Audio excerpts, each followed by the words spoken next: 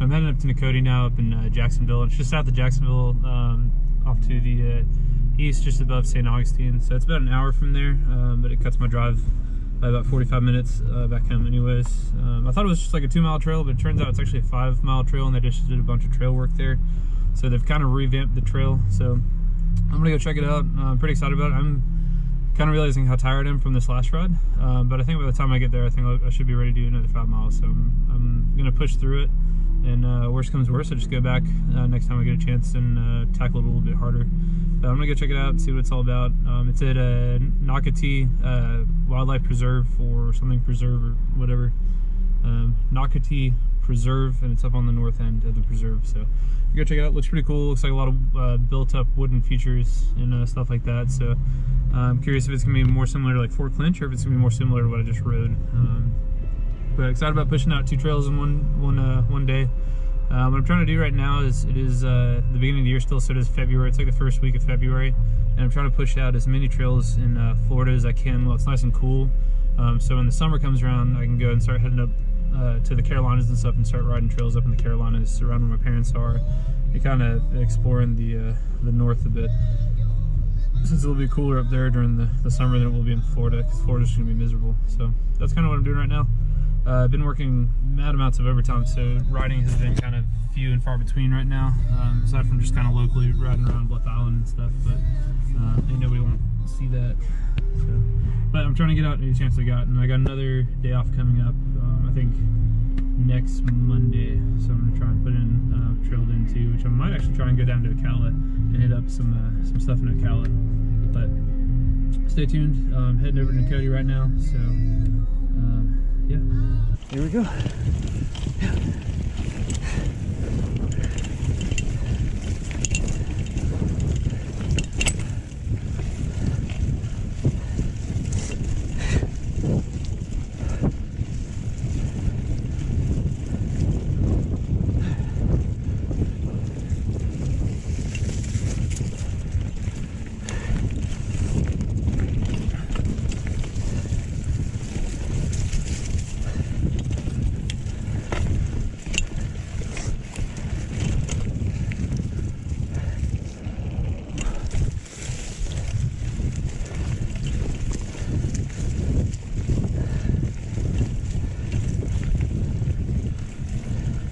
No idea who this dude is in front of me, but we're both lost. So, what better way to bond than to be lost as shit?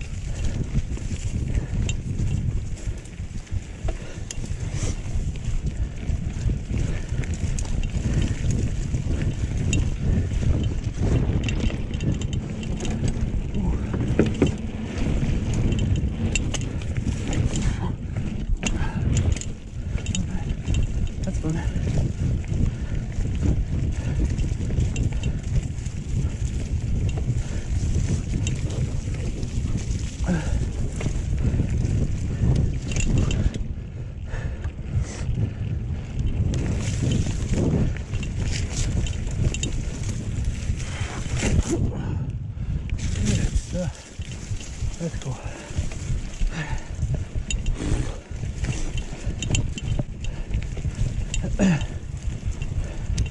I wish there was something to get a little bit more speed on that berm, because it almost feels wasted.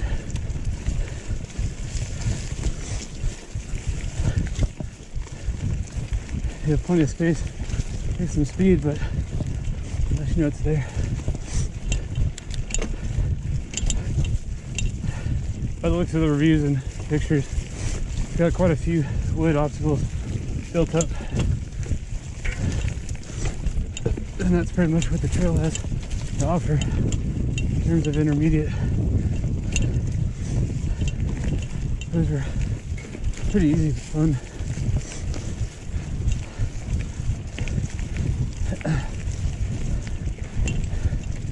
Hopefully they'll keep building and having to do that. That's the type of stuff we need out at Bluff Island to help make that a better ride, more enjoyable. Instead of suffering for 5 miles of roots and tight corners where you lose all your speed. Oh man. Wow.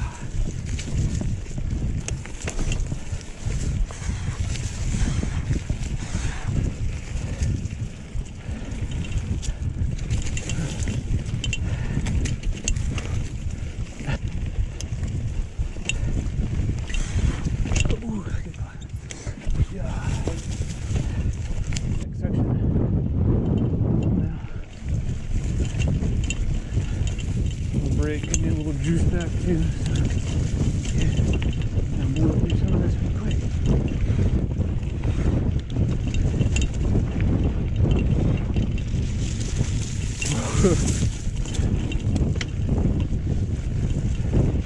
Muddy.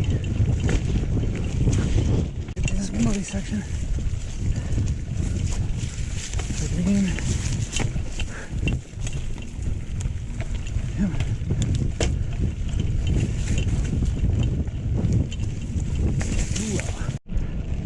Time to definitely invest in a new SD card, because by the time I get to the cool thing, the camera is too late to turn off.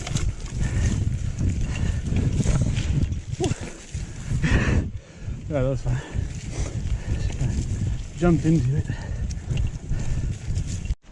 Honest feels on this trail so far. This section's really fun because it's wide enough to really pick up some speed, and you got enough area to play around with it. But overall, it's a little boring, except for these wood features. But luckily they got some pretty good wood features, which I feel are worth riding. Like this one here.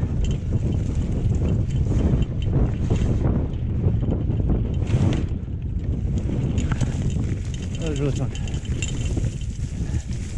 I think I'm gonna hit it again this time with a bit more speed. And I think that's actually the end of the trail. So I'm gonna run this last section of the trail with a little bit more yeehaw, you know what I mean?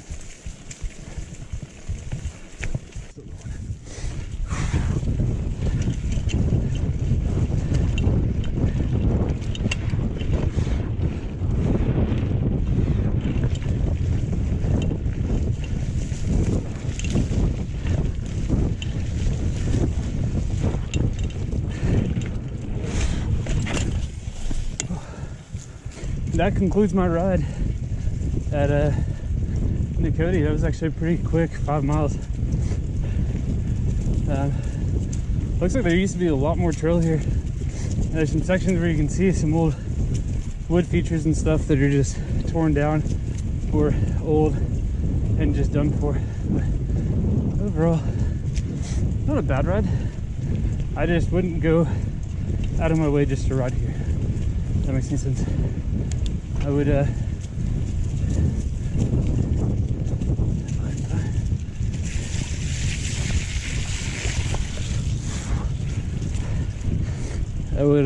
drive the extra 45 minutes or so to get to a better trail.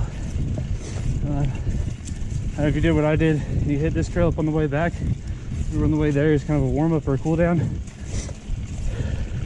Worthwhile, don't go out of your way.